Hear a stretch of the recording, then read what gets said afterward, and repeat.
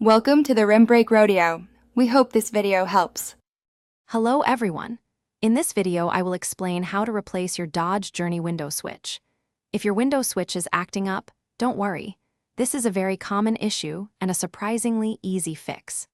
You can tackle this repair right at home, saving yourself a trip to the mechanic and potentially hundreds of dollars. We'll go through the steps together, making sure you feel confident and ready to get your windows working perfectly again in just a few minutes. Before we begin, let's make sure you have the right tools and prioritize safety. You'll need a plastic pry tool, which is ideal for preventing scratches on your door panel. If you don't have one, a small flathead screwdriver can work, but be extra careful. Of course, have your new window switch ready to go. For safety, always disconnect your vehicle's negative battery terminal before starting any electrical work. This simple step helps prevent any accidental shorts.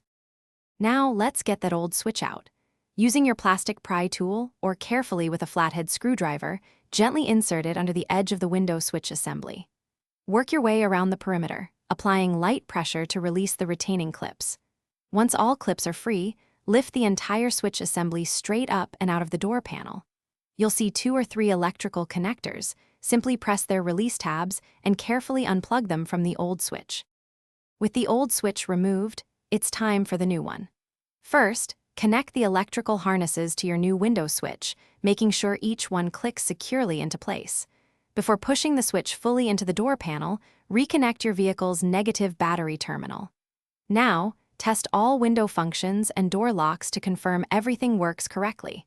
Once you've verified functionality, simply push the new switch assembly firmly into the door panel until it snaps and locks into position. You're all set. Thanks for watching. Consider subscribing if we helped you.